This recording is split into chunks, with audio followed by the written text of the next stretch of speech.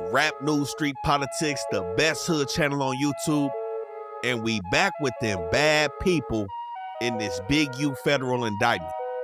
Now, you know, it's a lot of information that's coming out, a lot of individuals speculating as to who's telling, who's snitching, who the witnesses are, and that's where we step in.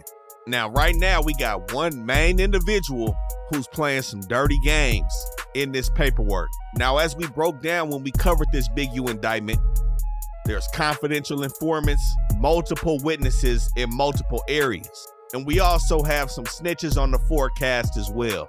But we're not talking about probabilities in this video. We only gonna talk about facts. So we know there's an individual that they refer to as CW1. They broke down his profile, his case history, and what information he provided. Now, I'm gonna keep it real.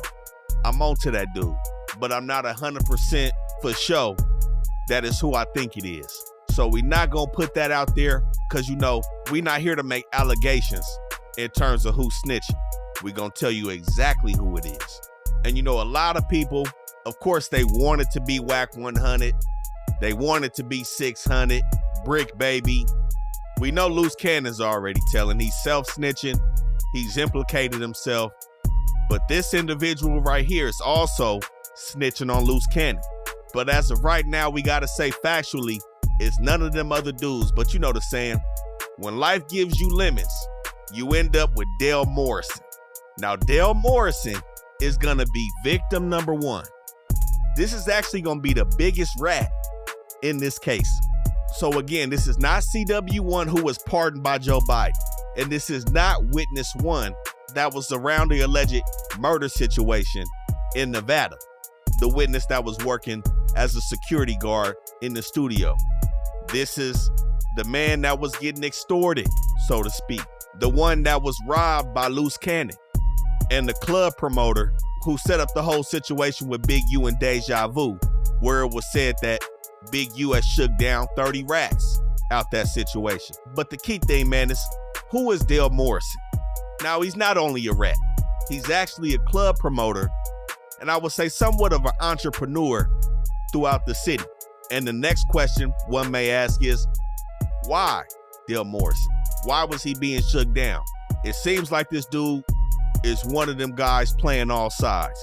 Now, the key thing is Dale Morrison has been in the mix around all these dudes for a long time. Like I said, he's a club promoter, and anybody know these club promoters, they're the ultimate people person. But especially when you promoting black businesses, black clubs, black parties, you're gonna end up intertwining with the hood at some point, especially in LA. So we've seen Dale Morrison, not only with Big U, we've seen him with Nipsey, we've seen him with Gilly the Kid, Joe Moses. Like I said, this dude has been around everybody in the city, and we gotta put this out so nobody else falls into the games that this dude is playing. Now, the paperwork has painted him out to be a victim, and on the contrary, painted Big U to just be somebody that got him in a headlock. But Dale Morrison is actually playing his own games in these streets, man. So the key thing right now is Morrison is under his own federal indictment, which has nothing to do with any of these dudes in this indictment, with this Big U Rolling 60 situation. This dude had his feet in the streets, a full participant in the life of criminality. He's not just some weed shop owner that's trying to make a living and ends meet by playing it fair. This is the misconception of this whole situation. Now, the indictment that he's allegedly the main defendant on is a conspiracy with the intent to possess narcotics. Also possession with the intent to distribute narcotics. And the main key thing is the feds are alleging that Dale Morrison is using businesses in LA as fronts, including the same business that Big U was allegedly shaking down. So we've seen Morrison with multiple different businesses: MLB Investments and Holdings, M4 Morrison Media Marketing and Management, DMO 20 Consultants LLC, Everybody Eats, which is also synonymous with the Everybody Eats Genetics cannabis business, which he's affiliated with. Now, at the time when he was allegedly participating in the conspiracy, some of these businesses were operating off some high rises off Fig. Now, as of today, he's changed the addresses to these businesses. But in 2020, It's alleged that he was working with 4 other co-conspirators by the names of Jordan Jackson, Keyshawn Brandon, Brittany Duff, and Deja Purifoy. Now, everybody except for Keyshawn Brandon was operating in Ohio. Keyshawn Brandon, aka Keys, is said to be Morrison's bodyguard, or security, so to speak, that protects his criminal endeavors.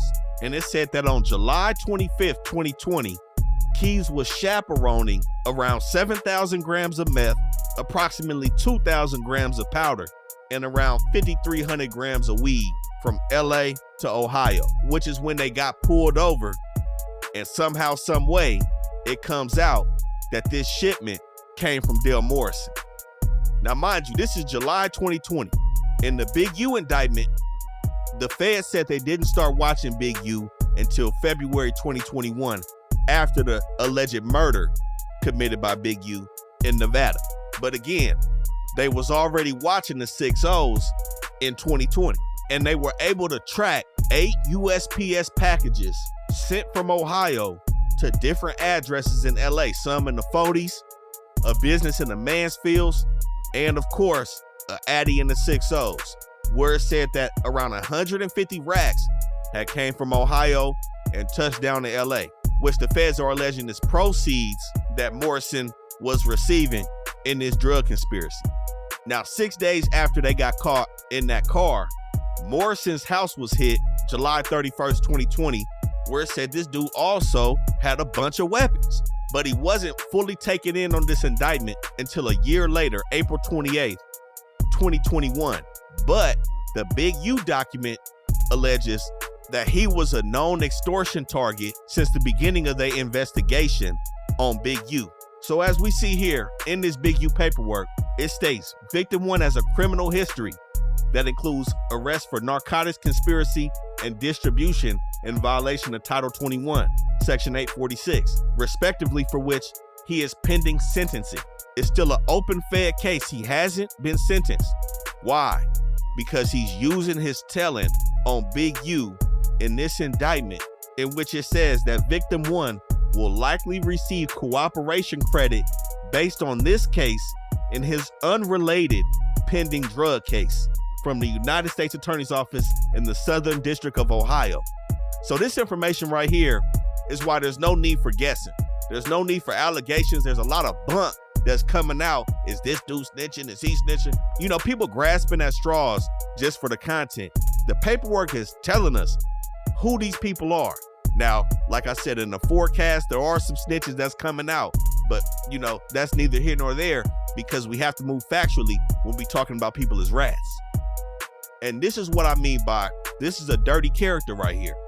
He caught an unrelated Fed case before any of this situation and immediately started pointing fingers at the big fish, because he's a little fish in the streets, but nonetheless, he's still in the streets. He's not some innocent victim just floating around getting a noogie on his head. You know what I'm saying? And then with that situation that they had at Deja Vu on Big U Party in 2021, he complained and snitched about Big U pressing him and the other promoter for 30 racks, but then he turns around the next year and still promotes his next party in 2022 at Cheetahs. This dude playing street games, but when the big fish come and collect, he want to point the finger now. But he got some even nastier work on his name. He's also been convicted of a robbery, and guess what? Human trafficking of a minor under the age of 18. Shit, I see why he's getting pressed. This is a weird dude in the streets. And it's also said that he has ties to Wack 100. We're gonna get to that though. Now, one can make the argument that Big U wouldn't even be under an investigation by the feds if it wasn't for this dude. Reason being is because the homicide that took place in Nevada was under investigation by the police in Nevada, not the feds. This dude comes along, and now you have the full RICO, where we're talking about money, extortion, and robbery being involved into a full enterprise with Big U. Now, along with CW1, Morrison also told the feds about the Adrian Broner situation. He had a recording on Big U when he sat down with him April 14th and April 15th of 2022. He was mic'd up when Big U was talking about the Adrian Broner situation. Now, like I said, this is the same person that Loose Cannon admitted to robbing. This is one of the main reasons why Loose Cannon is sitting down. Not only did Loose Cannon talk on the podcast, but what sealed his fate was the dude he robbed was working as an informant. So like I said, all he had to do was corroborate the story that Loose Cannon told as being factual. And of course, with him being the victim, it was extremely easy for Loose Cannon to get snatched up. Now, like I said, he was around all these dudes before this investigation popped off, and he was around all the way up to when they got hit. But in the Big U video, we also spoke about a time when the Nevada police had went to Big U's house to pay him a visit in regards to the murder that took place out there. We see Dale Morrison on the wiretap with them later on that night, giving extortion payments to Vay. And he also dug into multiple details to the feds about how Big U tried to get him to line up other weed dealers and other businesses in the city. But the key thing, this dude was making 25% off of the tape. So I'm not gonna sit here and act like this dude was just living the worst life possible. He got tired of being punked, and his run-in with the feds in the situation in Ohio has led to him becoming spooked. And he's using that to get from up under Big U's thumb. Like I said, we seen this dude with all the rappers, promoting all the parties. We seen him promoting Filthy Rich, everybody. This is not somebody you want to be around. I'm gonna keep it real. You never know who else he gonna throw up under the bus to lighten up that federal indictment that he got looming over his head. And it's one thing called a sentence memorandum. That memorandum right there breaks down everything in regards to your sentencing. You meet with the judge and they go over everything. All the people that's there for you in the courtroom, all the letters from your employers, your family, all the mitigating factors that you're using to try to get the judge not to send your ass all the way up the river. And like I said, at that point, that's when these cooperation credits are gonna take effect, and it's gonna drop his points down and lessen the blow of that offense. That document is still sealed and he's not sentenced yet. Mind you, this offense happened in 2020 and he went down in 2021. Here we are 4 years later. I wouldn't be surprised if he doesn't get sentenced until after everybody in this Big U indictment is taken care of, because we may see this dude on the stand if anybody takes it to trial, which I'm highly doubting right now.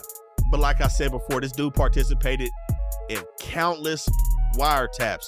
It seemed like Vay and Big U stayed on this dude on the phone, and all he was doing was leading these guys over to Title III. But like I said, he went down in April 2021. 8 months after this is the man that was making those controlled extortion payments. The FBI gave him thousands of dollars, split up over multiple occasions, slid it right to him so he can go meet with Big U or Vay and document those extortion payments. Like I said, this dude wasted no time to get out in the field and work as a confidential informant, but they call him a victim. And one key thing you gotta realize about these dudes that work for the feds, you know, of course, everything's incentivized. There's a reason. They got something hanging over your head, but you also have to enter some sort of a contractual agreement with these people. And of course, nobody wants their information out there. Nobody wants the feds to say that they working for them. But the key thing is, in that contract that you sign with these folks, they let you know that they can't promise and ensure you that your information will be kept solid. Because at some point, if somebody goes to trial, you may be called as a witness. But like we see here, they basically told us who he was. Again, this is why there should be no speculation and putting out false content until the information drops. But what we meant by this dude playing all sides, you know, as a club promoter, he's mixed in with everybody. Wack is in the entertainment business. He got to get his artists in these clubs and make this chilly. But on June 5th, 2022, on the wiretap, Big U was telling this dude, stop doing business with Wack 100 because he's a rat. And a month after that, Big U broke down the situation to Dale Morrison that he had with Wack 100. Now, I believe Wack was talking about this, you know, he's kind of hard to listen to. I'm gonna keep it real, man. But the account of the incident that was on wiretap, the account that the feds have, and the account that Dale Morrison has, is that Big U and some 6-0s chased down Wack, and Wack took off screaming, saying, "My wife draws. I see you, Eugene. I see you, Eugene. I see you." He said he was screaming, and he said he had a blower. But he said Wack pleaded and said, don't do this. My wife, my kids in the car. He said, draws, don't do this. This is the account told by Big U to Dale Morrison. So we see why Wack is on this campaign, man. These two is for show beefing. Now the comment where he said Wack 100 is a snitch, like I said, of course we all would like him to be, especially at this juncture, but I have no paperwork on it, so I can't say. But nonetheless, Mr. Dale Morrison is for show them bad peoples, man. And CW1, he's gonna be coming soon too, man. We gotta call a spade a spade. It just is what it is. Especially when these dudes is hanging around other artists, mingling with the streets, 1 foot in, 1 foot out type shit, doing shit for their advantage. It's all fair game at this point. Rap News Street Politics, the best hood channel on YouTube. Y'all make sure y'all like, comment, subscribe, man. We out.